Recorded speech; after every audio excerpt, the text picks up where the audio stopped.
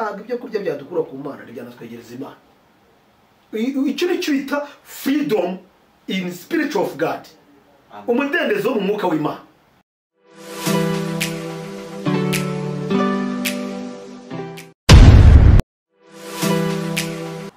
Ndabasuje mwese abakunzi b'ubutumwa bwiza mukunda gukurikirana ibiganiro by'ijambo ry'Imana.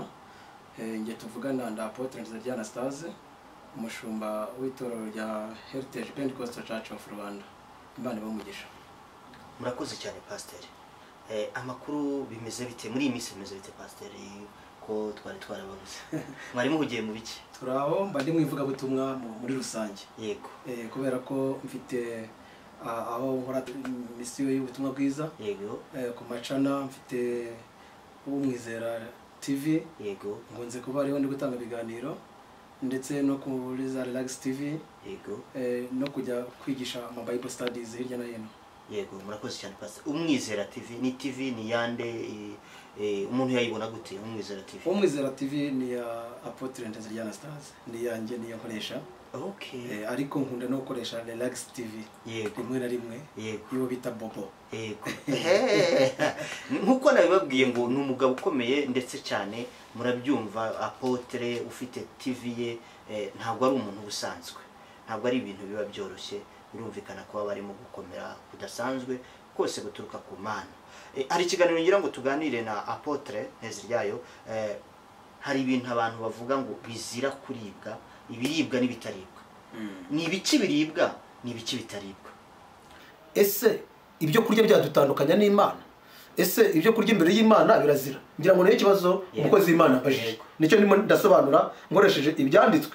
Hano iyo turebye Abaheburayo 13 umurongo wa 9, reka nawe tuhasome turebe icyo bavuga. Iki ni igitabo gihuza isezerano noneho rya kera n'irishya.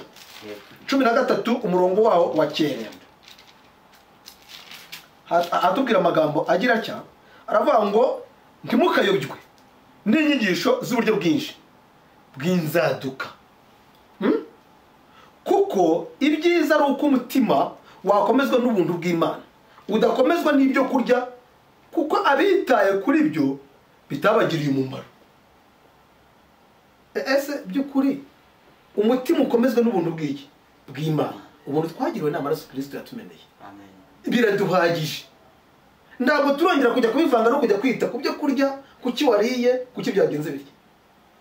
Kongera kwiboha twarabohowe ntabwo ari byo. Hari byinshi abantu bavuga kuvaho. Iyo umuntu agiye kuvuga ibyo kurya ntavuga ati reka gusambana, reka da kurya inyama zivaho kabishobora.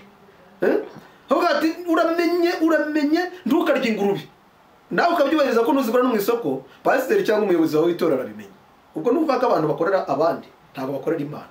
Nta nubwo batinya Imana, ahubwo batinya abantu. Ariko kuroga kabigumana uko biri mu ibanga, gusambana kabigumana uko biri mu ibanga. Ariko iyo nyama yo akavuga ati reka mbenyeretse ndeye ko nagira umudendezo. None se bya bintu bizamuha umudendezo? Hano Petero mareka mwamubwiye gatatu ngo nabagarye. Cyakora Petero agira gushidikanya, ariko ntabwo aciriwe iteka kubera ko atabiriye, kubera ko nibo byari bifitiye inyungu, nuko Imana yabona gashonje. Uzimba marayika yamubwiye yaragiye kujya mu banyamahanga kwa Korneliyo, kandi ubutumwa ajyanye agiye gusanga none kwa Korneliyo bazanyama bazirya, bya bizira babirya, kugira ngo ubutumwa bwiza butaza kugira inzitizi. Marayika bimwereka kare ko nawe akwiriye kugira ati kubirya, ataza kugeraho gatangira guca imanza ngo bene data ari ibintu byateye igihe cyane none nikigera ku mpano z'umwuka nzabikoreka ukunda abantu bagiye bayoba. Ukagira hariya wabona ibintu umuntu ari gukora ugahita kujya mwinjira mu mwuka ugatangira ugahanura ukavuga ati hari ibintu mbonye ahangaha, hari ibintu mbonye ahangaha, ati nyabuna ati niba musajyagura, kuko yumvishe inzoga ihumuye, kuko yumvishe bavuze ati hano hari inyama, kuko azi neza ko urya ihene, urya ingurube se, urya urukwavu se, ati biriya birazira, atarya imbata. Ntabwo ari ivuga butumwa, ntabwo nanyuranya n'intumwa zambanjirije. Ndababwiriza ukuri, ntabwo riri ivuga butumwa, kuko ntabwo Imana kwizera Kristo no kugenza imigenzo n'imihango ntabwo bigendana. Bisaba ko hari ibyo ugomba kubanza kwerwanya bikajya ku ruhande. Hano tubona neza ko iyo turebye ibya Abaheburayo 13, abari kumva yicana mukurikira neza, turi kubyerekeye n'umudendezo mu mwuka. Ese ibyo kurya byadutandukanya n'Imana? Ese ibyo kurya imbere y'Imana birazira? Ngira ngo niyo kibazo hari akantu navuze ku cyigisho cyanjye hariya ku Mwizera TV, uburyo mu buryo bw'ivugabutumwa mu matorero yacu tubwira abakristo ngo ntukorore ingurube, ukamubwira ngo ntukorore urukwavu, ndetse ukanabigenza nk'ibyaha. noneho umukristo yaza mu rusengero ngo agiye gushima Imana, ati Yesu ashimwe cyane, ati Imana yangiriye neza, nari mfite ingurube yanjye ndazi neza ko izabwagura, sinzi ko banabyita bimwe na bimwe, atari ko ejo bundi yabwaguye ibyana 12, ati none byose biriho, ati icyana kimwe bari kumpa amafaranga ageze mu 7,000, ati none niyemeje kuza guhigurira Imana no gutanga ishimwe hano nzanye ikibwana cy'ingurube. Itorero ryose gakoma amashyi, rigakoma amashyi bakanezerwa cyane. Pastor akavuga ati ngure burambikiye umugisha mwese yamwagenzaga murya, kandi nyamara ingurube ni iki yavuze ko ari kizira. Reka tuve mu idini tujye mu itorero, tuve mu buryarya. Nta dini njiri ntawe nshiri rubanza, turi muri Bibiliya, ngende intumwa kandi ngomba kwigisha ibyo intumwa zagize zite, ibyo intumwa zigishije. Reka turebe urundi rwandiko Paulo yanditse. Paulo ndamukunda cyane, niyo mpamvu nashatse kugira ngo nzabe intumwa nk'uko Paulo yagize ati, kuko Paulo nawe yabaye intumwa. Urwandiko rwa mbere rw'Abikorindo, urwandiko rwa mbere rw'Abikorindo, uburaza kumbaza utundi tuntu turimo dusoza, nagira mbanze nshyire ibyanditswe ahagaragara n'umuntu nakoresha Bibiliya. Urwandiko rwa mbere rw'Abikorindo mu gice cyawo cya 10 umurongo wa 25 tugeze 31, haravuga ngo ibiguzwe mu iguriro ry'inyama mujye mubirya mutagize icyo mubaza kubw'umutima uhana, kuko isi n'ibyuzuye ari ibyande n'iby'Uwiteka. Amen. Ubirye ntacyo ugize uti, ntacyo ubajije. Umva umurongo wa 27 icyo bavuga, umuntu wo mu batizera nabararika namwe mugashaka kugenda, icyo bazabahereza cyose mujye mukirya ari ntacyo mubajije kubw'umutima uhana. Ariko nihagira umuntu wabwira ati icyo cyaterekerejwe ntimukakirye kubw'uwo bivuze no kubw'umutima uhana, icyakora umutima mvuze si uwawe ahubwo ni uwa wundi. Niki cyatuma umudendezo mfite uhinyurwa n'umutima uhana wundi muntu? Nuko rero niba ndya mbishimiye, nimba ndya mbishimiye mbyishimiye, niki gituma ngayirwa ibyo nishimire? Ibyo kurya ntibyatwezereza Imana, nta n'uwo yadukura kuki ku Mana. Nta rubanza ducirwa n'uko umuntu yariye. Bibiliya itubwira ko ikijya mu nda atari kihumanya, ahubwo ikiva mu nda ubwacyo nicyo kigira gite, nicyo gihumanya. Yesu ashimwe. Ahimbaza. Ijambo ry'Imana n'ukuri. Hano wenda dusoza, Yego pastor, turaza kureba n'ubundi Abagalatiya, Yego. amagambo Paulo yavuze. Yego. Mfite byinshi navuga ko ari kino cyigisho, Yego. ariko Paulo yavuze ijambo rikomeye mu Abagalatiya, anenga Abagalatiya abahugura. Arabwira ati ndatangazwa nuko mwimuye mucyo vuba mukareka wabahamagariye ubuntu ngo mukajya ku bundi butumwa, ngo nyamara si ubundi ahubwo ni ikindi. By'ukuri niba ubu butumwa nibwo intumwa zigishije, kugira ngo ubuntu bwa Kristo tutabuherwa gupfusha iki, gupfusha ubusa. Ntabwo uyu munsi turimo uretse kubwiriza abantu no kwizera Kristo nk'umwami n'umukiza wabo, ntabwo tuzajya kwigisha abantu kureka ibyo kurya ngo bakurikiye Kristo. Nitwigisha abantu ngo mureke ibyo kurya, ntabwo bazamenya Kristo, kuko bazamenya ko kurya ari ubwami bw'Imana, kandi baramo barabihakanye. Ubwami bw'Imana ntabwo ari ukurya no kunywa. Yesu ashimwe cyane. Ahimbaza. Ngira ngo mwene data mukozi w'Imana, nguko mwandumiye kuri iyi channel yanyu, mfite byinshi navuga kuri iki ngiki, ariko ntabwo inyigisho ibuzanye ibyo kurya yaturutse ku Mana, ahubwo nubuhakana Mana. Nubuhakana Mana, nukurya. Marayika abwiye Petero ngo baga urye. Nese kandi Imana iraza kongera kurakarira ko wariye. Byezwa n'ijambo ry'Imana kugira ute? No gusenga hano biranditse, kuko byose byezwa n'ijambo ry'Imana no gusenga. Twabibonye mu rwandiko rwa mbere rwa Timoteyo igice cyawo cya 4 ku murongo wa 3 no 5. Byose byezwa n'ijambo ry'Imana no gusenga. Bivuze ngo ibiryo byose senga wirije. Ndaka ngwagashingura cu, kuko ibyo kurya ntabwo ari bifite urubanza wowe ufitanye n'Imana nuko utigeze wemera Imana, nuko kandi utemeye Kristo, nuko utamwishuriwe uwo ari. Nuvuga ngo dukeneye kwizera Kristo umwami n'umukiza, niyo mahirwe no mudendezo mu mwuka.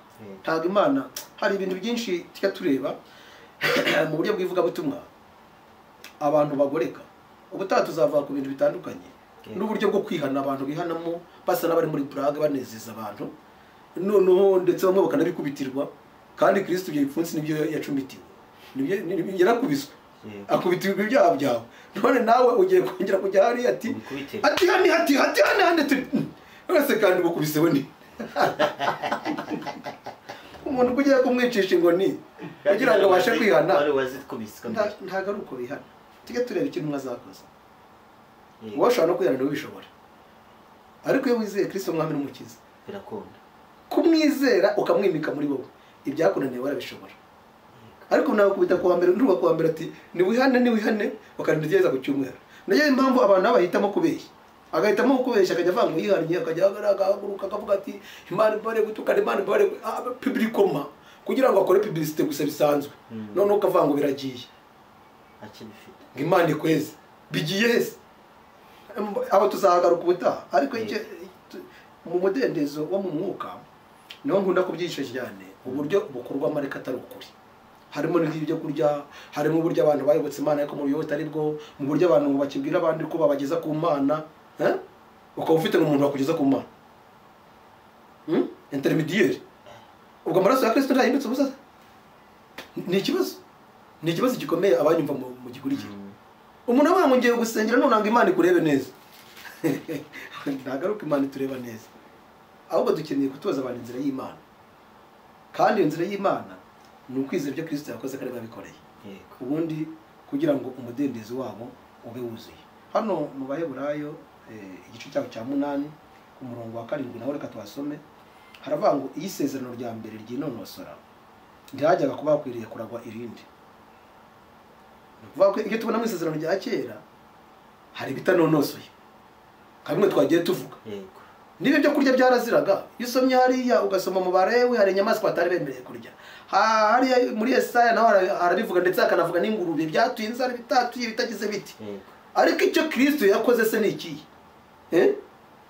abanyumva ndibumve ngo hari ibyo tuziruye twe ntabwo ari twe tubiziruye ahubwo amaraso ya Kristo yaziruye byinshi yejeje byinshi ibyatuberaga imbogamizi yarabyejeje nimurye n'ikice nta kizagira giti kizabatwara uko ibintu ngo byari mu ijambo ry'Imana byaziraga kubera icyaha kandi twari turi mu mwijima w'icyaha kugira ngo tubirye kugira ngo tutekane kugira ngo tugire umunezero nuko twagomba kubiterekerera byabindi bazanaga ibitambo bakazana amasekurume bakazana amahene bakazana ibiki bakavuga ati nze gutamba ibitambo by'ibimasa ariko nyabona umuryango wanjye ntupfe burya mwisezerano rya kera byari bikorwaga mu buryo bumeze nk'ubupfumu no kwegera Imana bwari ubupfumu ko bari mu mwijima iyo Imana ikiza gushima ko iriya nzira ari igumaho ntabwo Kristo ari gupfa ariko inzira none yabaye mucyo ntabwo bongeye kuwupfumu abakibikora gutyo n'abapfumu hari n'abagitamba ibitambo hari abavango nzanira igitambo cyawe ngo isaka wawe ngo nzanira isaka wawe ngo nzanira igitambo cyawe witambira ngo wishinganishe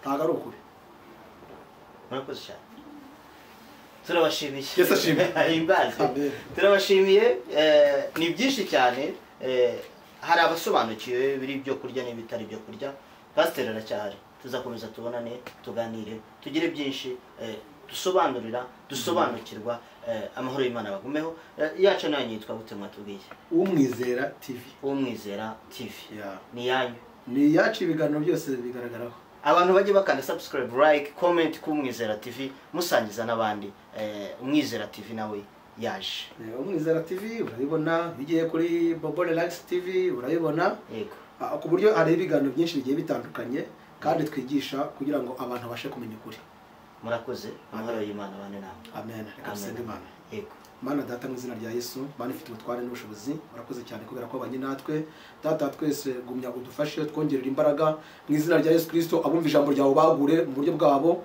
data twese umwuka wera bagenderere reka ubwoko bwawe mwami Imana bubohoke kubera ko data twese uko ajya ku musaraba ari cyo wagiye kugira ngo imbata zose mwami Imana imigozi yose iziboshye data twese kugira ngo ibashe gucika tubohoke kandi twuzure ubuntu n'amahoro icyubahiro kibi cyangwa se no mu ijuru n'iteka ryose amen